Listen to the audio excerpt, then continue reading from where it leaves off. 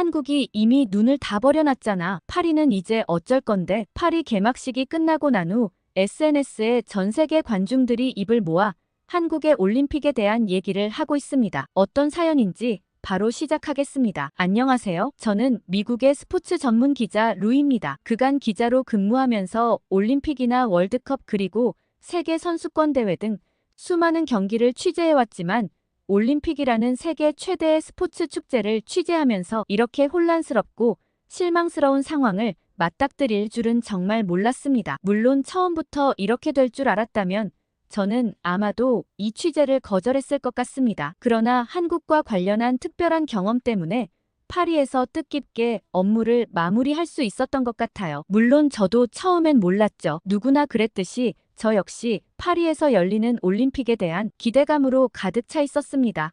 저는 이번 파리 올림픽의 취재를 맡으면서 파리는 세계적으로도 유래가 깊은 도시이자 문화의 중심지인 만큼 기대가 컸습니다. 예술과 역사, 그리고 현대적인 감각이 조화롭게 어우러진 이 도시에서 펼쳐질 올림픽은 분명 특별할 것이라 생각했습니다. 특히 세계적인 문화유산인 베르사유 궁전이나 에펠탑을 실제 경기장으로 활용한다는 소식은 정말 흥미진진했습니다. 이런 독특한 아이디어만으로도 충분히 전 세계인의 관심과 기대를 모을 만했기 때문입니다. 역사적인 장소에서 현대 스포츠의 정수를 감상할 수 있다니 얼마나 멋진 경험이 될까 상상하며 설레었습니다. 그러나 한편으로는 파리 올림픽 개최 전부터 들려오는 여러 가지 잡음에 솔직히 걱정이 되기도 했어요. 특히 센 강에서 개막식과 수영 경기를 진행한다는 계획은 많은 이들의 우려를 샀습니다. 센 강의 수질 문제와 안전 문제가 지속적으로 제기되었기 때문입니다. 파리시에서는 이 문제를 해결하기 위해 무려 14억 유로나 되는 엄청난 예산을 투입했지만 결과적으로 보면 그 많은 돈이 공중분해된 거나 다름없었죠. 게다가 이번 올림픽은 친환경을 표방하며 선수촌에 에어컨도 제공하지 않아 많은 사람들의 염려를 샀습니다. 지구온난화로 인한 이상 기후현상이 빈번해지는 요즘 한여름에 에어컨 없이 지내야 한다는 소식은 선수들과 관계자들에게 큰 스트레스로 다가왔을 것입니다. 그래도 문화강국인 프랑스가 설마 올림픽 준비도 제대로 하지 않았을까 싶었고 어느 정도 염려스럽긴 했지만 결국에는 무사히 잘 치러낼 거라 기대했어요. 프랑스의 기술력과 문화적 저력을 믿었기 때문입니다. 저는 개막식 일주일 전부터 파리에 도착해 현지의 분위기와 반응을 전하는 역할을 맡았어요. 그런데 저는 파리에서 며칠 지내면서 세계적인 문화도시로 알려진 이 도시가 올림픽 준비에 얼마나 미흡한지를 피부로 느낄 수 있었습니다. 에펠탑과 루브르 박물관으로 대표되는 화려한 관광지 이면에 올림픽을 위한 기본적인 준비조차 제대로 되어 있지 않은 모습은 충격적이었습니다. 거리 곳곳에서 올림픽 준비로 인한 혼잡함과 불편함이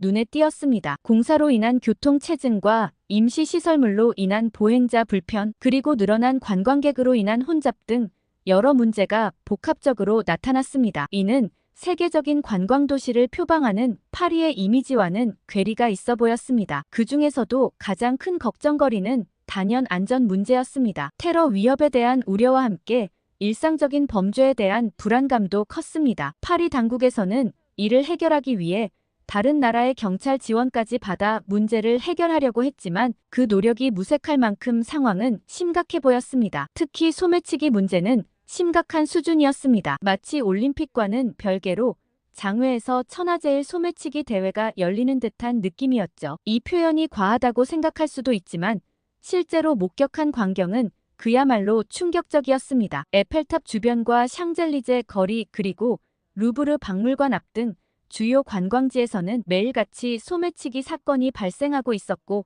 피해자들의 절망적인 표정을 쉽게 볼 수 있었습니다. 원래도 파리는 소매치기가 많은 도시로 알려져 있었지만 올림픽 기간 동안에는 그 문제가 더욱 심각해진 듯 했습니다. 마치 전 세계의 소매치기들이 이 기회를 노려 파리에 몰려든 것 같았습니다. 거리를 걸을 때마다 주변을 경계하는 관광객들의 모습이 역력했고 실제로 소매치기를 당하는 장면을 여러 번 목격했습니다. 전 세계 관광객들이 모여드는 올림픽 기간 동안 이런 일이 빈번하게 일어나는 것은 어쩌면 당연할 수도 있습니다. 하지만 파리 당국에서는 최소한 이 문제를 어느 정도는 해결해뒀어야 했습니다. 최소한 원래 있었던 소매치기 문제는 근절할 필요가 있었죠. 올림픽이라는 세계적인 행사를 앞두고 이런 기본적인 안전 문제조차 해결하지 못했다는 점은 정말 실망스러웠습니다. 더욱 놀라웠던 것은 이런 문제에 대처하는 파리 경찰의 태도였습니다. 경찰서를 방문해 현장을 조사해본 결과 절도 신고 접수가 폭주해서 현장이 마비될 정도였습니다. 가뜩이나 종이로 신고 접수를 받는 구시대적인 시스템 때문에 경찰서 앞에는 분실 신고를 접수하기 위한 줄이 길게 늘어서 있었습니다. 디지털 시대에 걸맞는 효율적인 시스템을 구축했다면 이런 혼잡을 어느 정도 줄일 수 있었을 텐데 경찰서 앞은 발 디딜 틈이 없었습니다. 특히 올림픽과 같은 대규모 국제 행사를 앞두고 이런 기본적인 시스템조차 개선하지 않았다는 점은 파리 당국의 준비 부족을 여실히 보여주는 것 같았습니다. 그런데 더 충격적인 것은 파리 경찰들의 태도였습니다. 이런 심각한 상황에서도 상황을 빨리 해결하려 하기보다는 평소 속도처럼 천천히 일을 처리하고 있었고 이로 인해 기다리고 있는 관광객들의 불만이 치솟고 있었습니다. 급한 상황에서도 여유를 잃지 않는 프랑스인들의 모습이 때로는 매력적으로 보일 수 있지만 이런 긴급한 상황에서는 오히려 문제를 악화시키는 요인이 되고 있었습니다. 한 영국인 관광객은 분노를 참지 못하고 경찰에게 소리를 지르기 시작했습니다. 이게 무슨 상황입니까? 우리는 여기서 몇 시간째 기다리고 있는데 당신들은 마치 아무 일도 없다는 듯이 행동하고 있어요. 그의 외침에 다른 관광객들도 동조하기 시작했고 경찰서 안은 순식간에 아수라장이 되었습니다. 이 많은 분실 신고를 다 해결하기란 불가능해 보였습니다. 결국 관광객들이 스스로 자기 물건을 잘 챙길 수밖에 없겠다는 생각이 들었죠. 이는 올림픽을 즐기러 온 관광객들에게 너무나 큰 부담을 지우는 것이 아닐까요? 안전하게 즐길 수 있어야 할 축제의 장이 오히려 긴장과 불안의 연속이 되어버린 것 같아 안타까웠습니다. 이런 안전 문제 외에도 파리의 환경 문제도 심각해 보였습니다. 악취가 나는 파리 생강과 더러운 거리를 보면서 프랑스가 올림픽을 통해 보여주고 싶은 게 뭔지 의문이 들었습니다. 솔직히 저는 이 모습을 보면서 중국이 떠올랐어요. 중국과 파리의 모습이 굉장히 흡사한 것 같다는 생각이 들었죠. 표면적으로는 화려하고 웅장해 보이지만 그 이면에는 많은 문제점들이 도사리고 있다는 점에서 말입니다. 이는 단순히 외형적인 유사성을 넘어 사회 구조적인 문제점들까지 연상시켰습니다. 사실 파리가 지금 문화적으로 굉장히 성장할 수 있었던 건 과거에 다른 나라를 침략해 약탈해서 보관하고 있는 문화재들 덕분이기도 하잖아요. 루브르 박물관에 전시된 많은 작품들이 사실은 식민지 시대에 약탈한 것이라는 점을 생각하면 현재 파리의 모습이 더욱 아이러니하게 느껴졌습니다. 과거의 영광에 취해 현재의 문제점들을 제대로 직시하지 못하고 있는 것은 아닌지 의문이 들었습니다. 그러던 어느 날 저는 저와 친분이 있던 미국 대표팀 선수 레이첼을 인터뷰할 수 있는 기회가 있었습니다. 그런데 레이첼 선수를 만나자마자 저는 깜짝 놀라고 말았습니다. 평소 건강하고 활력 넘치던 그녀의 모습과는 달리 홀쭉해진 모습에 의아했죠. 그녀의 얼굴에는 피로감이 가득했고 눈빛에서는 불안감마저 느껴졌습니다. 레이첼은 저를 보자마자 살인적인 날씨에 더워 죽겠다는 얘기를 했습니다. 정말 견딜 수 없을 것 같다는 말을 했죠. 저는 놀라서 그래도 선수촌은 바깥 온도보다 낮고 바람이 잘 통하도록 설계를 했다고 들었는데 그 정도로 엉망이냐고 물었어요. 돌아온 레이첼의 대답은 충격적이었습니다. 그녀는 일단 기본적으로 파리의 기온이 굉장히 높은 데다가 친환경을 내세운 시설이 오히려 선수들의 건강을 위협하고 있다고 말했어요. 친환경은 개뿔이에요. 이러다가 탈진해 죽겠어요. 라고 불만을 토로하더라고요. 게다가 레이첼은 선수촌의 시설이 열악하다는 것과 이동 시 겪는 불편함 등 다양한 문제점들을 언급했습니다. 특히 그녀가 강조한 것은 선수들의 컨디션 관리에 직접적인 영향을 미치는 문제들이었습니다. 그런데 더 심각한 건 식단이라고 레이첼은 얘기했어요. 제공되는 식사가 죄다 채소 위주여서 도저히 힘을 낼 수가 없다고 했죠. 평소에 단백질 위주의 식단으로 체력 관리를 하는 선수들에게는 정말 최악의 식단이었습니다. 레이첼은 격앙된 목소리로 말했어요. 이건 올림픽이 아니라 고문이에요. 파리에서 도대체 이 올림픽을 위해 무엇을 준비했는지 모르겠어요. 그녀의 말을 들으며 올림픽이라는 세계적인 스포츠 축제에서 아무리 화려한 시설과 멋진 경관을 자랑해도 정작 선수들이 제 기량을 펼치지 못한다면 그것이 무슨 의미가 있을까 싶은 생각이 들었습니다. 레이첼은 더운 날씨에 더해 식사도 제대로 하지 못해 살이 빠져서 지금 대표팀에서도 급하게 식단을 자체적으로 공수할 계획이라고 얘기했습니다. 게다가 에어컨이 안 되는 시설에 지쳐 선수촌을 떠나 자체적으로 호텔을 빌려 이동할 계획이라고 했습니다. 이는 단순히 미국 팀만의 문제가 아니었습니다. 레이첼은 다른 나라 선수들도 선수촌을 떠나는 사람들이 많아지고 있다고 얘기했습니다. 다들 여기서는 절대 평소 컨디션으로 경기를 치를 수 없다고 판단했기 때문이었죠. 이 말을 들으며 저는 깊은 우려에 빠졌습니다. 올림픽의 근본적인 가치 중 하나인 공정한 경쟁이 위협받고 있다는 생각이 들었기 때문입니다. 경제적 여력이 있는 국가의 선수들만 외부에서 숙식을 해결할 수 있다면 이는 곧 경기력의 차이로 이어질 수 있다는 생각이 들었습니다. 이것이 과연 올림픽 정신에 부합하는 것인지 의문이 들기도 했어요. 그런데 레이첼에 이어진 이야기는 더욱 놀라웠습니다. 레이첼은 갑자기 선수들 사이에서 한국 선수들의 도시락이 굉장히 유명한데 혹시 어떤지 본 적 있나요? 라고 물었고 저는 처음 듣는 얘기라 레이첼에게 좀 더 설명해달라고 요청했죠. 레이첼은 한국이 따로 도시락을 만드는 센터를 차려서 매일 아침 저녁으로 2번씩 한국 선수들만을 위한 도시락이 배송된다는 얘기를 했어요. 거기에는 고기뿐만 아니라 선수들의 컨디션과 필요에 따라 맞춤형 도시락이 제공된다는 거였어요. 이 이야기를 들으며 저는 한국의 세심한 준비성과 선수들을 위한 배려에 감탄했습니다. 동시에 이러한 차이가 결과적으로 경기력의 차이로 이어질 수 있다는 점에서 다시 한번 이번 올림픽의 문제점을 실감했습니다. 저는 레이첼에게 한번 알아보겠다며 좋은 정보를 줘서 고맙다고 얘기하고는 얼른 체력을 회복해서 이번 대회에서도 좋은 성적이 나오기를 응원하겠다고 말하곤 헤어졌습니다. 그녀와 헤어진 후 저는 갑자기 모두를 만족시켰던 식단을 제공했던 한 올림픽이 떠올랐습니다. 이전 한국에서 이루어진 평창 올림픽 때 이런 나라는 처음이라며 식단에 대한 불만이 전혀 없었다는 올림픽위원회 얘기가 있었거든요. 그때 저도 취재원을 통해 얘기를 들었지만 정말 입맛과 취향이 다양한 선수들이었는데도 불구하고 불평을 하는 선수들은 아무도 없었습니다. 다들 평창 올림픽 주최 측에서 준비해준 음식들에 만족했고 심지어 한식의 매력에 빠져 한식을 더 많이 준비해달라는 대표팀들도 있을 정도였습니다. 그렇게 완벽했던 평창 올림픽과 비교해보면 사실 선수들이 파리 올림픽에 불만을 가지는 것도 당연했어요. 그렇게 파리의 모습에 실망하며 드디어 파리 개막식이 열리던 날이 되었습니다. 세계의 이목이 집중된 이날 과연 파리는 어떤 모습을 보여줄지 기대 반 걱정 반의 마음으로 개막식장으로 향했습니다. 센 강변에서 열리는 이번 개막식은 분명 새로운 시도였지만 그만큼 위험 요소도 많아 보였습니다. 아니나 다를까 개막식마저도 엉망진창이었습니다. 파리 개막식은 평등이라는 주제로 진행되었지만 오히려 인종차별과 국가차별 논란을 일으켰어요. 평등이라는 고귀한 가치를 전달하려 했지만 그 표현 방식이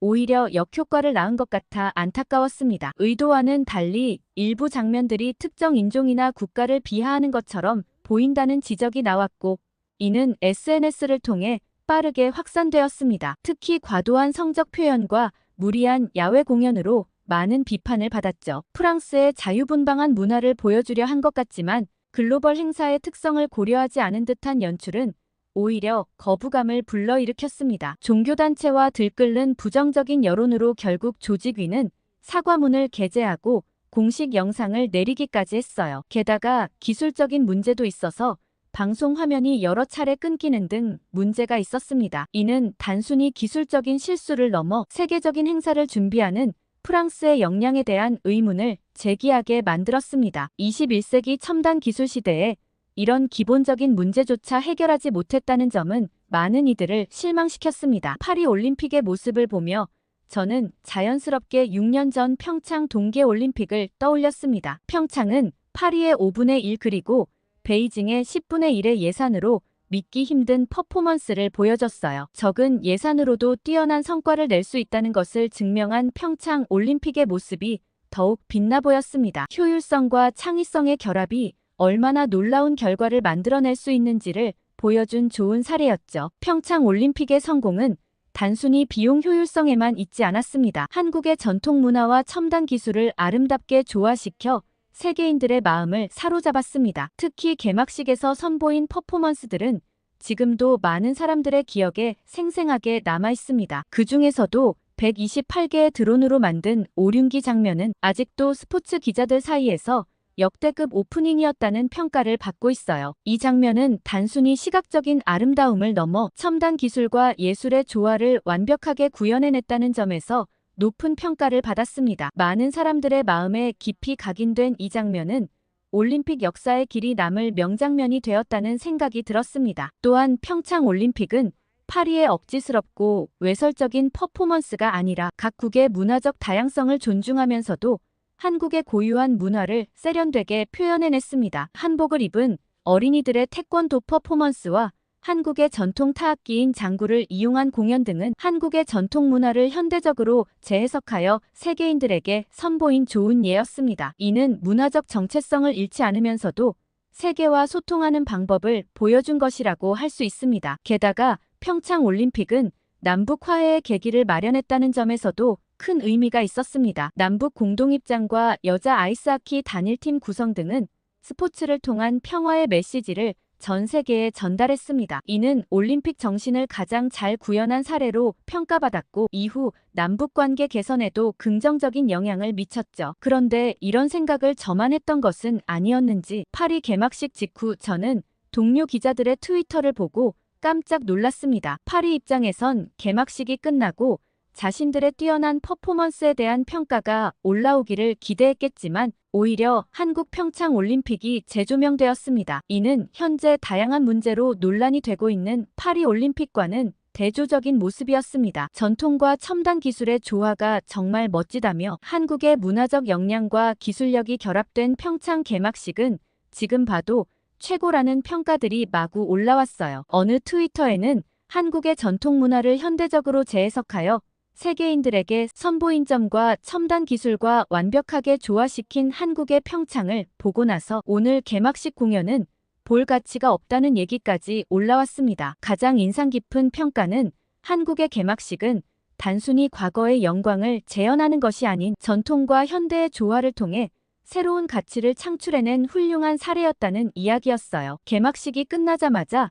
많은 외신들이 평창 올림픽과 파리 올림픽을 비교하며 평창의 성공을 재평가하기 시작했습니다. BBC와 CNN 등 주요 언론사들은 평창 올림픽의 효율성과 창의성을 높이 평가하며 앞으로 한국 올림픽을 모델 삼아 따라할 필요가 있다고 평가했습니다. 특히 적은 예산으로도 충분히 감동적이고 의미 있는 올림픽을 만들어낼 수 있다는 점을 강조했죠. 한국의 퍼포먼스는 오히려 시간이 지날수록 그 가치가 더 빛나는 것 같다는 생각이 들었습니다. 당시에는 미처 깨닫지 못했던 평창 올림픽의 가치들이 시간이 지나면서 더욱 선명하게 드러나고 있는 듯 했습니다. 다음 날 저는 한국 도시락이 인기가 많다는 레이첼의 말이 떠올라 한국 선수단의 도시락 센터를 찾아가 보았습니다. 그곳에서 본 광경은 그야말로 놀라웠어요. 센터에는 영양사와 조리사 그리고 식품위생 전문가들로 구성된 팀이 바쁘게 움직이고 있었습니다. 그들은 각 선수의 경기 일정과 개인 체질을 고려해 맞춤형 식단을 제공하고 있었어요. 특히 인상 깊었던 것은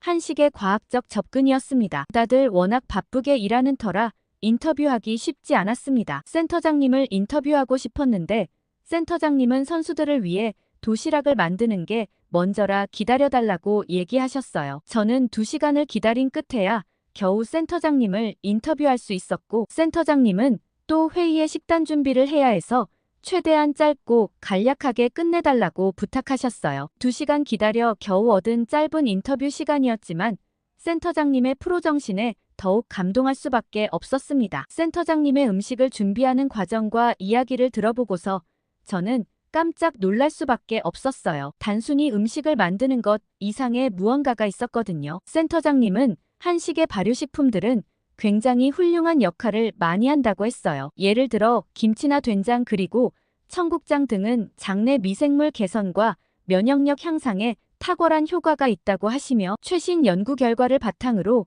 이를 적극 활용하고 있다고 했어요. 또한 불고기나 삼계탕 같은 영양가 높은 전통 요리들은 선수들의 체력 회복에 큰 도움을 주기 때문에 매 끼니 꼭 고기 식단을 반영한다고 하셨습니다. 게다가 도시락에는 주먹밥 같은 간편식도 있고 선수들의 기력 보충을 위한 찹쌀 사골죽까지 준비되어 있다고 했어요. 게다가 급식센터에서는 신선도 유지를 위해 육류와 채소 그리고 과일 등은 프랑스 현지에서 직접 조달한다고 하더라고요. 그런데 더 놀라운 건 다음이었어요. 한국인은 밥심이라며 주재료인 쌀 1.5톤과 한국의 전통 음식 김치 0.5톤 그리고 각종 양념류는 모두 한국에서 직접 가져왔다고 하더라고요. 올림픽을 위해 만반의 준비를 한 한국팀이 대단하다고 느껴졌습니다. 그런데 제가 이 도시락과 관련하여 정말 예상치 못한 감동적인 장면을 목격하게 되었어요. 우연히 경기장 내부 선수 대기실을 취재하고 있을 때였는데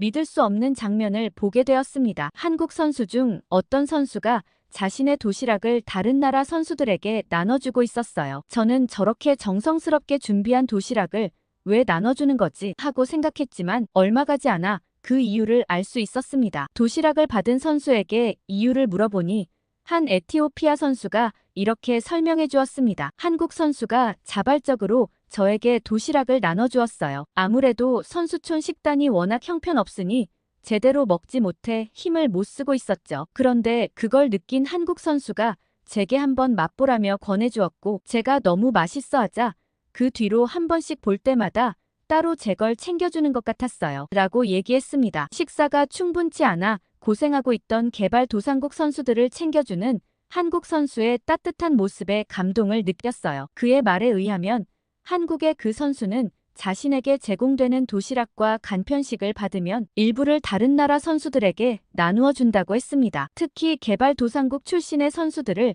우선적으로 챙기는 모습을 볼 수 있다고 했어요. 저는 수소문 끝에 그 선수를 찾을 수 있었고 바로 한국 선수단 숙소로 향했습니다. 제가 이 내용에 대해 취재를 원한다고 하자 스태프는 기사화되길 원치 않는다고 했습니다. 선수 개인이 안타까운 마음에 챙겨준 건데 혹시나 대대적으로 기사가 나서 해당 선수들이 곤란해질 수 있을까 염려된다고 했습니다. 그러면서 한국 선수의 입장을 대변해 주었습니다. 우리 한국 선수들은 풍족한 환경에서 훈련할 수 있었지만 많은 선수들이 그렇지 못하다는 걸 알고 있습니다. 특히 그 선수는 그런 상황에 늘 감사함을 느끼면서도 그렇지 못한 선수들에 대한 안타까움을 많이 느끼는 선수였어요. 그래서 아마도 가진 것을 나누어 주지 않았을까 싶네요. 어찌 보면 그건 당연한 일이라고 생각해요. 이것이 진정한 올림픽 정신 아닐까요? 저는 비록 해당 선수를 만날 수도 없고 기사화하진 못했지만 스태프의 말에 깊이 공감하며 그 선수에 대한 존경을 표시하고 싶었습니다. 사실 한국도 예전에 원조를 받는 나라였잖아요. 지금 생각해보면 그때 한국에서 이렇게 어마어마한 나라로 성장할 수 있었을까 상상도 안 될 정도로 폐허였던 나라였는데 놀라운 생각밖에 안 드는 것 같아요. 저는 우연히 선수촌 근처에서 또 다른 도움을 받은 선수를 인터뷰할 수 있었습니다. 오프 더 레코드인 관계로 해당 선수의 출신 국가와 종목까지 비공개하는 점을 양해 부탁드립니다. 그 선수는 개발도상국에서 온 선수였는데 파리에 와서 처음 며칠간은 제대로 된 식사를 하지 못했다고 합니다. 그러나 한국의 어느 선수가 웃으면서 자신의 도시락을 내밀었고 두 사람은 서로의 언어를 모름에도 불구하고 손짓 발짓으로 대화를 나누었다고 얘기했습니다. 비록 말이 통하지 않았지만 한국의 선수는 정말 친절하고 다정했다고 얘기해 주었어요. 특히 김치를 처음 맛보고 나서는 매워서 깜짝 놀라서 바로 밥을 마구 먹을 수밖에 없었다고 얘기했습니다. 그렇지만 아삭아삭한 식감이 인상적이어서 정말 맛있게 먹었다고 했죠. 다 먹고 나서 정말 고맙다고 얘기하며 자신이 가지고 있던 전통 기념품을 선물로 주었다고 했어요. 선수들의 아름다운 모습을 떠올리며 그 모습은 마치 작은 국제 교류의 장이 되었다는 생각이 들었습니다. 저는 인터뷰를 진행하며 이게 바로 올림픽의 진정한 의미가 아닐까 생각했습니다. 국가 간의 경쟁을 넘어 서로를 이해하고 돕는 것, 그것이 바로 올림픽 정신의 핵심이 아닐까요? 저는 개발도상국 선수와 헤어지고 나서 한국과 두 나라 선수들을 마음속으로 응원했어요. 진심으로 두 선수가 잘 되길 바랐죠. 그리고 개발도상국 선수의 예선전이 있었던 날 아쉽게도 그 선수는 예선에서 탈락하고 말았습니다. 저는 그 선수를 한 번 더 응원해주고 싶었고 바로 기자회견 장소로 이동했습니다. 예선 탈락한 선수라 많은 기자들이 몰리지 않았지만 응원의 말을 전하고 싶었거든요. 저를 보자마자 반갑게 인사해주면서도 그 선수는 눈시울을 붉히며 이렇게 말했습니다. 저는 한국 선수의 따뜻한 마음 덕분에 이번 올림픽에서 힘을 얻었어요. 비록 예선에 통과하지는 못했지만 제 인생 최고의 기록을 세웠습니다. 이건 메달보다 더 값진 선물이에요. 한국 선수가 제 경기를 봐주었나 모르겠어요. 이 자리를 빌어서 그 선수의 관심 덕분에 제가 이 정도의 성적을 거둘 수 있었다고 말해주고 싶고 언젠가 꼭 한국에 가서 이 은혜를 갚을 거라고 전해주고 싶어요. 개발도상국 선수의 이야기를 들으면서 제 마음에 감동의 물결이 일었습니다. 한국 선수 입장에서는 매우 작은 나눔의 행동이겠지만 저는 다시 한번 한국 선수의 따뜻한 마음에 감탄할 수밖에 없었습니다. 그 선수는 진정한 올림픽 정신을 몸소 실천하는 훌륭한 사람이었던 거죠. 이 한국 선수의 이야기에 감동하고 있을 때 저는 이게 꼭 한국 선수단만 그런 건 아니라는 사실을 알 수 있었습니다. 특히 한 한국인 자원봉사자 이야기가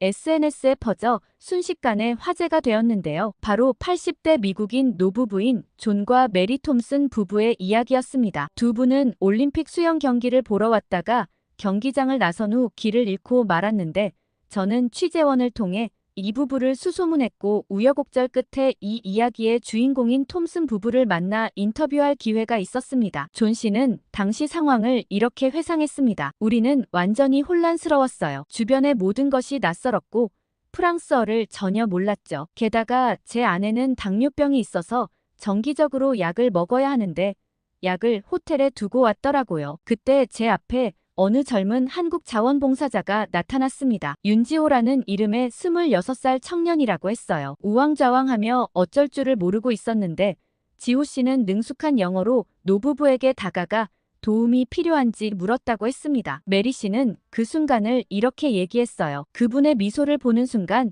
안도감이 밀려왔어요. 마치 천사를 만난 것 같았죠. 지호 씨는 노부부의 상황을 듣고 즉시 행동에 나섰습니다. 우선 근처 구급센터를 찾아 메리 씨의 증상을 설명하고 당뇨약이 필요하다고 전달한 후 응급 처치를 부탁했다고 했어요. 그리고 그와 동시에 호텔을 찾기 시작했다고 했습니다. 그러나 예상치 못한 복병이 있었어요. 노부부는 호텔 이름을 정확히 기억하지 못한 데다가 휴대폰 배터리가 부족해 호텔 이름을 확인할 수도 없었던 거였죠. 그러나 한국인 지호 씨는 포기하지 않고 부부에게 질문을 하나 했다고 했습니다. 두 부부는 질문을 듣고 깜짝 놀랐어요. 그 주변에 뭐가 있었는지 물어봤다고 했죠. 지호 씨는 두 부부의 기억에 의존하여 그 주변 랜드마크를 파악한 다음 휴대폰을 보기 시작했다고 했습니다. 한국 사람들은 IT 기계를 다루는데 굉장히 익숙하다고 들었는데 지호 씨의 실력은 어마어마했다고 했어요. 지호 씨는 AI를 활용해 부부가 기억하는 내용을 입력했고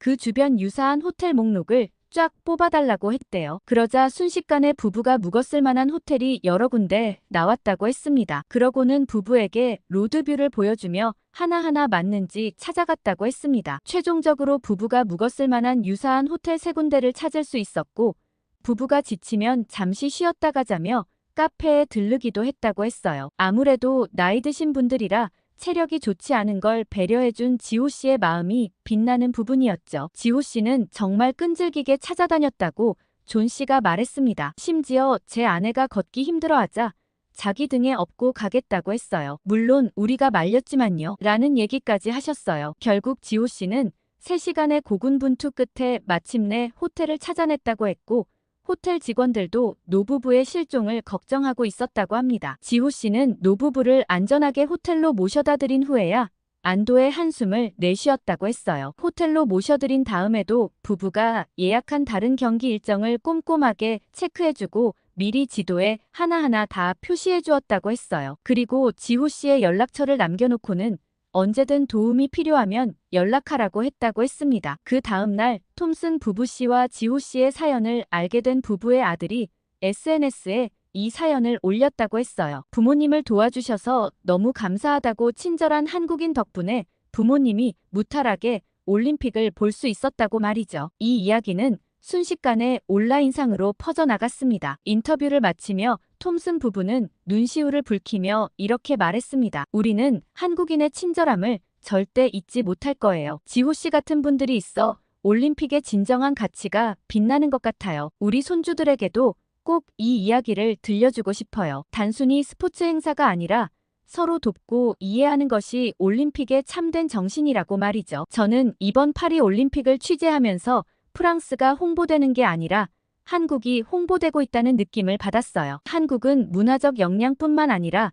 기술력과 조직력 그리고 시민의식까지 모든 면에서 뛰어난 모습을 보여주고 있었죠. 이번 경험을 통해 우리는 앞으로의 올림픽이 나아가야 할 방향에 대해서도 진지하게 고민해 볼 필요가 있다고 생각합니다. 큰 규모와 화려한 외형보다는 한국처럼 진정한 올림픽 정신을 구현하고 지속 가능한 발전을 추구하는 올림픽이 필요한 시대가 온 것 같다는 생각이 들었습니다. 어쩌면 멀지 않아 한국에서 개최하는 세계대회를 참석하러 갈지도 모르겠다는 생각이 드네요. 오늘 미국 기자 루시의 사연 어떻게 들으셨나요? 앞으로 세계대회를 개최하는 나라에서는 한국의 자문을 받아야 하지 않나 싶을 정도로 전 세계에서 칭찬이 쏟아지고 있다니 뿌듯합니다. 오늘 사연에서 인상 깊으셨던 점을 댓글로 달아주시고 함께 자랑을 나누었으면 합니다. 구독과 좋아요 꾹 눌러주시고 더 재미있는 사연으로 돌아오겠습니다. 여러분의 사연 제작소 감동필름이었습니다.